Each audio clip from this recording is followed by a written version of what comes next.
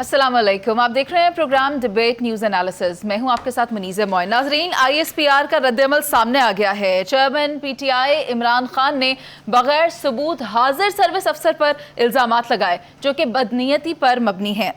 1 साल का वक्त हो चुका है जब से ये सिलसिला जारी है।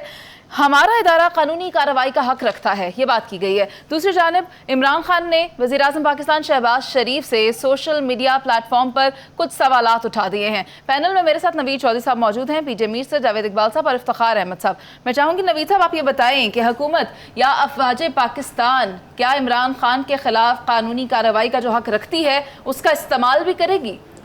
देखें, हमें हक़ाइक़ देखने चाहिए। इमरान खान साहब एक मुनज़्ज़म मनसूबा के तहत फोर्सेस को निशाना बना रहे हैं। उनका ये ख्याल है कि किसी तरीके से मैं इस्टेब्लिशमेंट को दबाव में लाऊं। पहले वो जनरल बाजवा साहब को दबाव में लाने की कोशिश कर रहे थे, अब इस्टेब्लिशमेंट की नई क़यादत को। ये मुझसे मुज़ाकरात करें और मेरा कोई रास्ता निकले, ये है बुनियादी मकसद।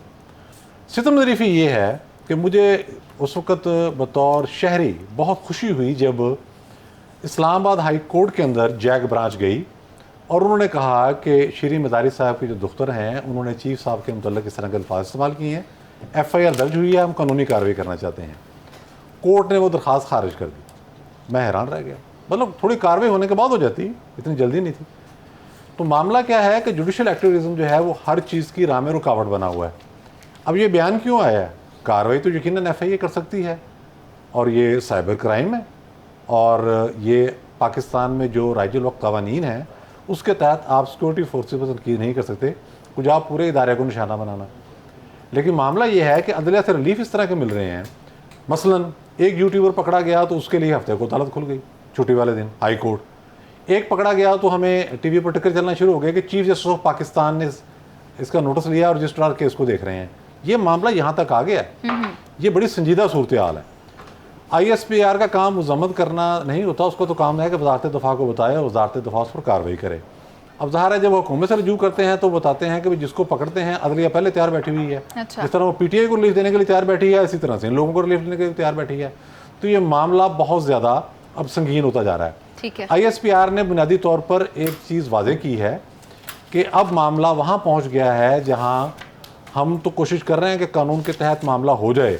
अब कानून को इन्फोर्स करने के लिए उन्हें खुद बतौर इदारा मैदान में आना पड़ेगा और आना भी चाहिए, इसमें क्या शक है। नवीद चौधरी साहब, हालात जितने साफ वाज़ेह नज़र आ रहा है, बज़ाहिर हम देखते हैं कि इमरान खान साहब की तरफ से भी या उनके फॉलोअर्स की तरफ से भी जो इल्ज़ामात लगाए जाते हैं, और अब एक ये भी जवाब सामने आ गया, ये ऐसे वार्निंग भी कह सकते हैं कि उन्होंने कहा कि हम आपके खिलाफ कानूनी कार्रवाई करेंगे। तो इफ्तिखार साहब, आप मुझे ये बताएं कि क्या ऐसा हो सकता है या कानूनी कार्रवाई की जाएगी? वार्निंग दी गई है इमरान खान साहब को? तो कोई कानूनी कार्रवाई उनके खिलाफ कर नहीं सकता। जिन लोगों ने कानूनी कार्रवाई को की पिटीशन को लेना है उन्होंने उसी को रिलीफ दे देना है। अभी बता नहीं रहे नवीद चौधरी साहब आपको ये रिलीफ कैसे मिल रहा है, तो अब इसका तो रास्ता कोई नहीं है। बिल्कुल ये तो मामला किसी और तरीके से तय होता हुआ नज़र आ रहा है और अफसोसनाक होगा अगर ऐसा हुआ, क्योंकि देखें ना जो सवालात उसने किए हैं शहबाज शरीफ से वो बड़े माने खेज हैं कि क्या मुझे एक शहरी को इन लोगों को नामज़द करने का हक़ है जिन्हें मैं समझता हूँ कि मुझ पर कातलाना हमलों के ज़िम्मेदार हैं। तो मोहतरम उस वक्त पंजाब में कौन हुक्मरान था? PDM हुक्मरान थी। मुझे FIR दर्ज करने के लिए मेरे कानूनी और आइनी हक़ से क्यों महरूम किया गया? जनाब, ये सवाल तो आप अपने सदर से करें, पार्टी के जो आपके साथ मौजूद है। ये सवाल आपको शहबाज शरीफ से करने के बजाय अपने घर में करने चाहिए और जो भी हैं। और इसने ये कहा कि पंजाब PTI की अब अगला सवाल देखें जो शहबाज शरीफ से किया जा रहा है कि पंजाब में PTI की हुकूमत के दौरान, किसकी हुकूमत के दौरान? PTI की हुकूमत के दौरान वज़ीराबाद JIT को सबोताज करने वाला कौन इतना ताकतवर था? अगर भाई ये सवाल भी तो आपको चीफ मिनिस्टर से करना चाहिए या अपनी पार्टी के उन लोगों से करना चाहिए। अच्छा चले जी, क्या शहबाज शरीफ, अब अगला सवाल बड़ा इंटरेस्टिंग है, मैं सब दोस्तों से कहूँगा दिलचस्पी लें। वो कहते हैं कि जब मैं 18 मार्च को एक पेशी भुगतने गया PJ, तो सारे कमरे में लोग जैली लोग खड़े थे। वो सब के सब लोगों का तलक ISI से था और वो कपड़े चेंज करके आके सब के सब मौजूद थे। वेरी इंटरेस्टिंग, माने इतनी गहरी इन्फॉर्मेशन है इस आदमी के पास कि तमाम लोगों के बारे में जो उस कमरे में खड़े थे उनके बारे में इनके पास इंफॉर्मेशन थी, लेकिन इसकी इंफॉर्मेशन नहीं है कि उनको काताना हमलों के ज़िम्मेदार कौन है। और फिर रोज़ काताना हमलों के ज़िम्मेदार बदलने के बात तो ये करते हैं। अगला सवाल बड़ा मज़े का है, उसने कहा कि जुडिशल कॉम्प्लेक्स में कब्जा क्यों किया, ISI के एहलकार CTD और वुकला में क्यों छुपे हुए थे। यानी क्या खूबसूरत बात हो रही है यार मेरे दोस्त। मैंने एक दफ़ा पहले भी कहा, आज भी मैं कहता हूँ, you are a political leader, let us behave like a political leader. ये कोई अफसाना नहीं है, कोई कहानी नहीं, कुछ ना कुछ गलती से कोई मिसकैलकुलेशन होगी ना तो वो अफसोसनाक हो जाएगा। ऐसा होना नहीं चाहिए। Don't give chances to your enemies कि वो तुम्हारे पे ऐसे हमला करें और उस हमले का वो जवाब भी दें कि तुम पाकिस्तान की सलामती से खेल रहे हो, सालमियत से खेल रहे हो, और अफवाज पाकिस्तान के ख़िलाफ़ जो तुम्हारी मुहिम जो है वो दुश्मनों के कहने पे तुम चला रहे हो। ऐसा ना हो कि ये इल्ज़ाम जो सिर्फ इल्ज़ाम की हद तक है ये कोई अमली शक्ल अख्तियार में कर ले। आईनी और कानूनी हक की बात कर रहे हैं खान साहब। पीजे मीर सर, आपको क्या लगता है, क्या ये सही प्लेटफॉर्म था जहां आकर ये बात करें? अदालत जाकर क्यों नहीं ये बात करते? देखें, हमारे जो लीडरशिप है ना पाकिस्तान में, इसने सबसे बड़ी मार खाई है by listening to misleading information, misleading आप कह लो कि एडवाइस, ये सब ने मार खाई है। और ये जो इंटेलिजेंस की हम बात करते हैं, इनके through I am witness to 3 prime ministers कि जिनको ऐसे ऐसे गलत इंफॉर्मेशन दी गई और रिएक्शन गलत आया, including one president as well. अच्छा, अब बात यहाँ आती है कि number 1, whether it is A, B और C, आप अपने सर्विंग ऑफिसर्स को इस तरह ब्लेम मत करें until and unless you don't have not substantial but complete information, कोई भी हो। You must have complete information with proof and और आपको कहने की ज़रूरत नहीं है। आप जाएं आर्मी चीफ को, ये देखें सर ये क्या कर रहे हैं ये लोग, तो then the army chief is the competent authority who can deal with it and finish it। वो कहते हैं ना nip in the bud। ये कोर्ट शोर्ट्स क्या करेंगे, ये इधर उधर क्या होगा, कुछ भी नहीं होगा, कुछ भी नहीं होगा। यहाँ सिर्फ डायरेक्ट इमरान खान को कोई प्रॉब्लम है, go to the army chief, ये जी मेरे पास ये प्रूफ है, ये मेरे पास इंफॉर्मेशन है, वो इंक्वायरी कॉल कर देंगे and that is the end of the matter. लेकिन हम जब इसको पब्लिक डिबेट बनाते हैं, पब्लिक डिबेट में मैं कहूँगा कि जिस तरह नवीद ने बात की, इफ्तिखार ने बात की, हम इसको ऐसी एक पिक्चर दे देंगे कि कल इंडियन मीडिया के ऊपर ऐसी चीज़ें आ जाएंगी कि 2+2 नहीं होगा, 2+6 हो जाएगा। तो हमें इस चीज़ को अवॉइड करना है। देखो, आप मैं आपको बताता हूँ, अभी हम उस पर बात भी करते हैं, गलत इन्फॉर्मेशन जब आप दोगे ना और फिर हम कहेंगे कि इदारे अपना अपना काम नहीं करते, लेट मी टेल यू, सब इदारे कर रहे हैं काम। ये खुद हम ही वो क्या होती है, You mean to say poke कर रहे हैं, ये पोक कर रहे हैं, you and you're provoking them। आपने ISPR की स्टेटमेंट नहीं सुनी कि it is unacceptable and at the end of the day, no matter it is Pakistan, no matter it is anywhere in the world, you do not tango with the establishment, you just do not tango, simple as that। ठीक है जावेद साहब, आप ये बताएं, सवालात किए हैं खान साहब ने शहबाज शरीफ साहब से, क्या जवाब मिलेगा? जवाब क्या मिलना है मुनीज़, ये जो जितनी गुफ्तगू हुई है, अगर इसको हम तारीख़ के तनाजुर में भी देखें तो हमारे सियासतदानों का ये बड़बोलापन जो है वो डे 1 से चल रहा है। बदकिस्मती ये है कि कभी इनके ख़िलाफ़ कोई बात नहीं हुई, वरना इन्होंने जो वतीरा अख्तियार किया हुआ है स्टार्टिंग फ्राम मुस्तफ़ा खार से कि मैं टैंकों पे चल के आ जाऊँगा, ये सब सियासी गुफ्तगू हैं। इसका अगर आप सीरियस लेना शुरू कर देंगे ना तो फिर कहीं नहीं पहुँच सकेंगे। उसके बाद आपकी डॉन लीक्स आई, डॉन लीक्स में क्या था, पूरे अदारे को बीच में शामिल किया था ना। फिर उससे पहले आपकी जो मेमोगेट हुआ, मेमोगेट में क्या था, बाकायदा ओबामा एडमिनिस्ट्रेशन को कहा गया था ना कि टेक ओवर से बचाएं मिलिट्री को। सो अदारों तक को मलाइन किया गया और इमरान खान ने भी वही रवैया अख्तियार किया। मियाँ नवाज शरीफ ने भरे जलसों में किन किन के नाम नहीं लिए, वो भी अदारों के सरबराह थे ना, जनरल फैज़, जनरल बाजवा उस वक़्त। मरियम नवाज शरीफ ने कौन सी चीज़ छोड़ी? हमारे सियासतदानों का रवैया ऐसा बन गया है कि वो समझते हैं कि फ़ौज को या अदारों को टारगेट करके वो अपनी पॉलिटिकल माइलेज हासिल कर सकते हैं। यही टोटल कहानी है। अच्छा। कोई सुप्रीम कोर्ट को टारगेट करके बैठा, उसको तो हम वैसे भी अब अदारा नहीं समझते, क्योंकि हमारे लिए अब अदारा एक ही रह गया। सुप्रीम कोर्ट की जो मर्जी जिसने करनी है वो करी जाए, उसकी तो वैल्यू ही हमने ख़त्म कर दी है। लेकिन एक बात याद रखनी चाहिए बहैसियत पाकिस्तानी, बहैसियत सियासतदान, कि पाकिस्तान अदारों से है। आप आने जाने वाली चीज़ें हैं, आप कुछ भी हो जाए, आपने आना जाना है। अदारे कायम रहेंगे। अदारे, हर पाकिस्तानी पे फ़र्ज़ है कि अपने अदारों के सरबराहान के, उस पर काम करने वालों पे ये जो तकारीर करके मलाइन करने की कोशिश करते हैं, ये बुनियादी तौर पे आप किसी तीसरी पार्टी की खिदमत कर रहे हैं, आप अपनी पॉलिटिकल पार्टी की खिदमत नहीं कर रहे। ये है बदकिस्मती।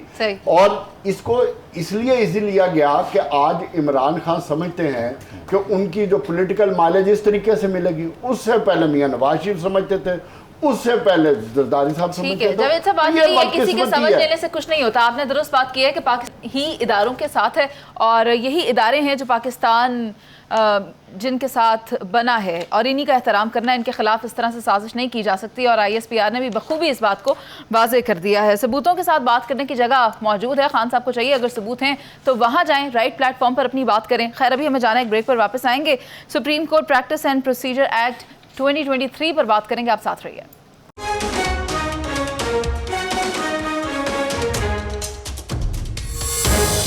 Supreme court practice and procedure bill 2023 पर हुक्म इम्तना बरकरार है और आज की ये समाअत को 3 हफ्ते तक के लिए मुलतवी कर दिया गया है। अटॉर्नी जनरल को पार्लिमानी कार्रवाई का रिकॉर्ड कल तक जमा करवाने की हिदायत की गई है।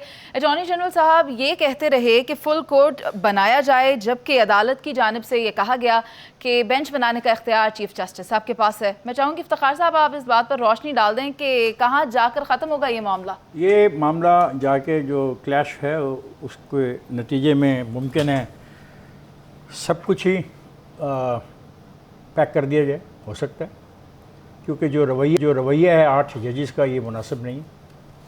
उनमें से आज एक उभरते सितारे ने जो गुफ्तगू की है, मैं तो उसकी गुफ्तगू सुन के हैरान हो गया हूँ और ये भी नहीं देखा कि भी यहाँ तक जो सफ़र तय किया है क्या वो कानून के दायरे में था, क्या वो सीनियरिटी के दायरे में था, क्या वो प्रिंसिपल के दायरे में था, क्या इखलाकी कमान के दायरे में था। ठीक है ना, ये जो लोग बैठे हैं ये भी तो सोचें, हम भी इनको देखते हैं, हम भी इनको जानते हैं, कब ये आए, कब इनको वकालत करने का लाइसेंस मिला, कितनी केसेस इनके PLD में रिपोर्ट हुए, कितने केसेस के बारे में ये कह सकते हैं कि वो हिस्टोरिकल हैं। तो देखिए ऐसी बातें मत करेंगे। अब ये बिल्कुल पर्सनल हो गए हैं कि हर चीज़ हमें दी जाए, ये इनको हर चीज़ नहीं दी जा सकती। देखें, असेंबली में 2 चीज़ें हैं, एक है वक्फा सवालात और एक है प्रिविलेज मोशन। वक्फा सवालात में हर किस्म का सवाल किया जा सकता है और जो बात on the floor of the house की जाएगी उसको आप अदालतों में ज़ेर बहस नहीं ला सकते। अब आप उनको कह रहे हैं कि तमाम की तमाम कार्रवाई हमें दी जाए, ये नहीं होगा। फहमीदा मिर्ज़ा ने नहीं दी थी, एक दफ़ा एक स्पीकर ने दी थी, इसके अलावा ये रवायत नहीं है हमारे पास। और दूसरा ये है कि कल फिर आपके बारे में भी कहा जाएगा कि आपकी भी तमाम की तमाम रिकॉर्डिंग हमें दी जाए, क्योंकि वो भी एक अदारा है, वो आपसे रिकॉर्डिंग मांग सकता है। अब एक नई बहस चल पड़ी है कि जनाब वो जो पब्लिक अकाउंट्स कमेटी है वो तलब नहीं कर सकती। क्यों नहीं तलब कर सकती जनाब? आपको पूछ नहीं सकती कि आप पैसे किधर खर्च रहे हैं, क्योंकि आप तो सारे दुनिया को पूछते फिर रहे हैं। तो ये आपने जो रवायात डाली हैं इस पर आपको चलना होगा। और अगर असेंबली में ये सवाल हो सकता है कि फ़लाना जज इतने पैसे जो तनख्वाह ले रहा है वो क्यों ले रहा है, कहाँ खर्च रहा है, ये सवाल की शक्ल में अगर आ सकता है तो जो पब्लिक अकाउंट्स कमेटी है वो आपको तलब कर सकती है।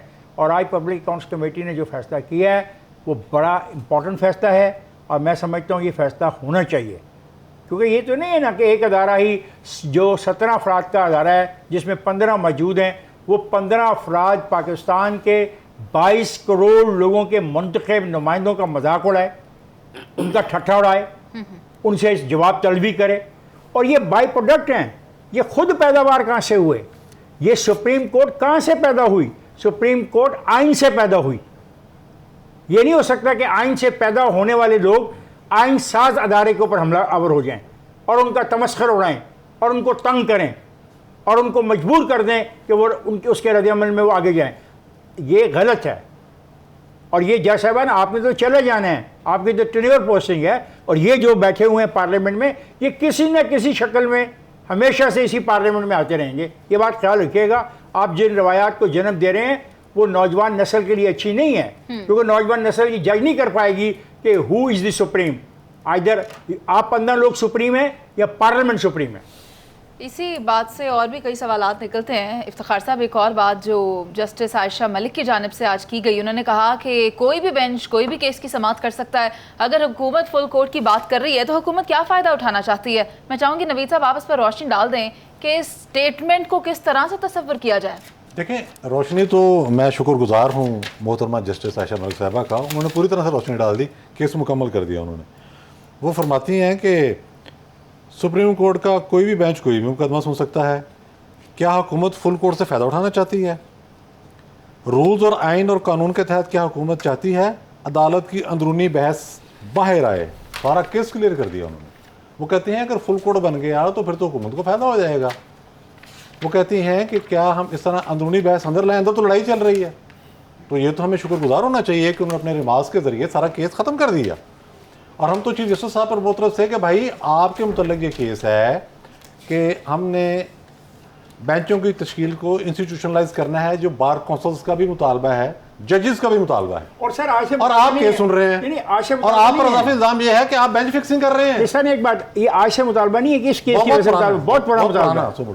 अच्छा, आप पर इल्ज़ाम भी है, वकला कहते हैं कि आप बेंच फिक्सिंग कर रहे हैं जितने भी केसेस लग रहे हैं, और आप कह रहे हैं जी मैं खामोशी से सुन रहा हूँ इस मामले को। तो केस तो ये जस्टिस आयशा मलिक ने बिल्कुल क्लियर कर दिया आज, इसमें तो अब कोई बहाम रह नहीं गया। और एक हमारे दूसरे जो मुदब्बर हैं जिनका मैंने पहले जिक्र किया था, आज एक छोटा सा उन्होंने एक और लिखा है, 1 मिनट में सिर्फ जी।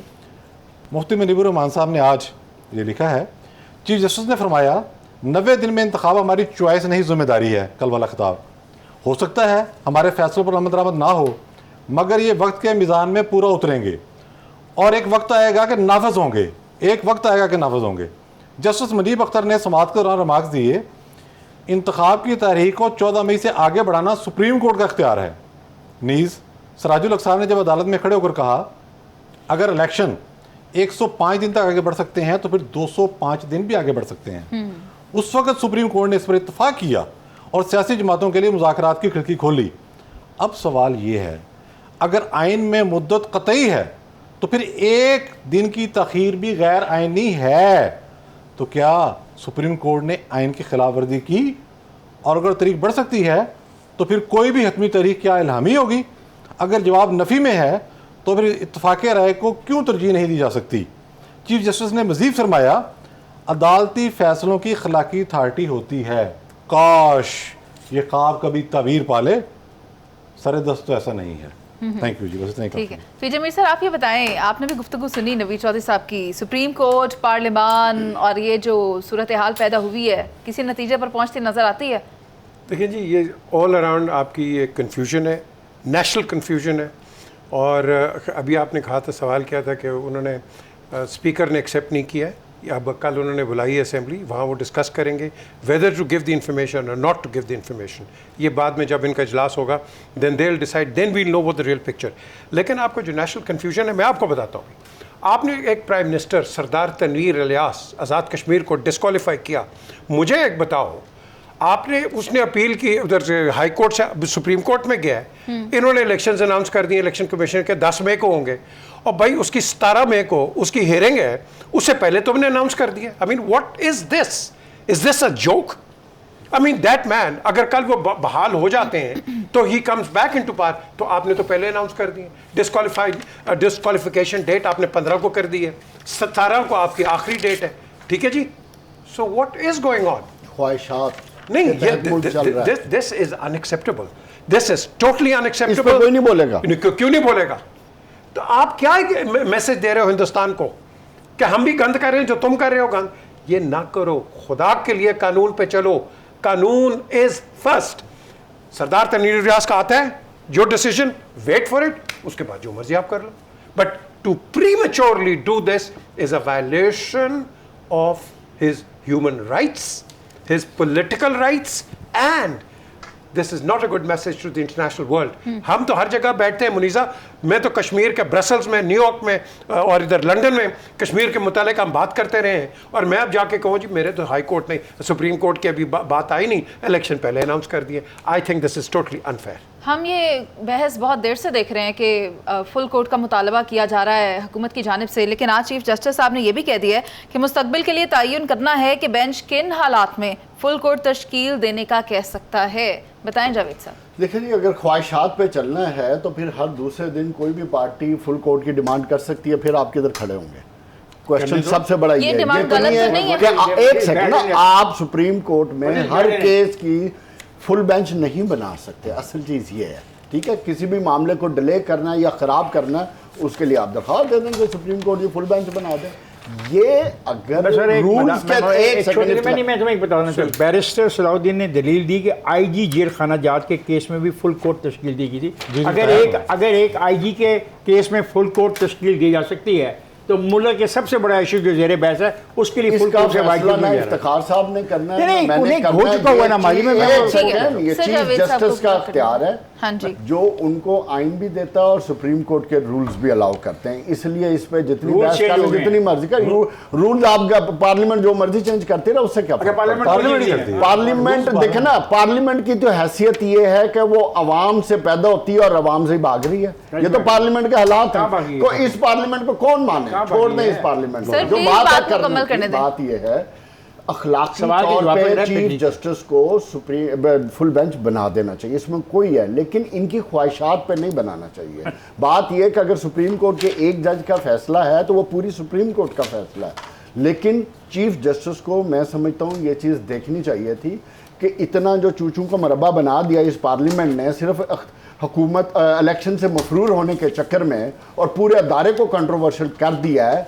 तो मैं समझता हूँ कि चीफ जस्टिस को थोड़ा सा बड़ा दिल करके सीनियर जजेस को ले लेना चाहिए था बेंच में, लेकिन इससे भी बड़ी बात नहीं है करना। ये आपकी ख्वाहिशात है? नहीं, मेरी ख्वाहिश नहीं है, ये सिर्फ लार्जर इंटरेस्ट की बात कर रहा हूँ मैं। लेकिन उससे भी बढ़ के जो आज हम सुप्रीम कोर्ट और जजेस के बारे में पार्लियामेंट और हमारे मिनिस्टर्स और प्राइम मिनिस्टर गुफ्तगू कर रहे हैं, मुझे ये बताओ, पाकिस्तान के 3 अदारे हैं ना, एक आपकी सुप्रीम कोर्ट है, एक आर्मी है, ठीक है, और तीसरा आपका इलेक्शन कमीशन, ठीक है, और छोड़ दें बहस नहीं आती, सुप्रीम कोर्ट को भी ज़रा बहस नहीं आना चाहिए, वो सुप्रीम कोर्ट है, नहीं बहस में आना चाहिए, लेकिन हमने उसको चूचू का मरबा बना दिया। एग्जीक्यूटिव, पार्लियामेंट और जुडिशरी एग्जीक्यूटिव का पार्ट है, मगर उसको बहस में नहीं लाना चाहिए। हमें अदारे के लोगों को कंट्रोवर्शियल नहीं बनाना चाहिए, और यही हाल है कि हमारे अदारे का यह हाल हो गया। क्यों? क्या हमने उसको चूचू का मरबा बना दिया, जिसका दो दिल करता है उसको लुतेड़ता देता है, क्योंकि ख्वाहिशात अनलिमिटेड है। मियां नवाज शरीफ की जितनी स्टेटमेंट है माजी की उठा ले। अच्छा ठीक है जावेद साहब, बात यही है कि इफ्तिखार साहब थे, पावर ऑफ ट्रांसमिशन पे बिलीव करना होगा। दौर में तमाम मिनिस्टर ने कहा नहीं, हमें जावेद साहब आगे बात बढ़ा लेने दें। बात ये है कि ये कार्रवाई 3 हफ्ते तक के लिए मुलतवी हो गई है। सर ये बात ये है कि ये अदालती कार्रवाई जो है वो 3 हफ्ते के लिए मुलतवी हो गई है, और अटॉर्नी जनरल से तलब की गई है पार्लियामानी कार्रवाई। इस पर हम बाद में बात करेंगे जब ये सिचुएशन मजीद खुलकर सामने आती है। अभी हमें ब्रेक पर जाना है, जिसके बाद वापस आएंगे। अफगान वज़ीर ख़ारजा के दौरे पाकिस्तान में क्या बातचीत हुई, क्या मामला ज़ेर बहस आए, इस पर करेंगे बात। आप साथ रहिए।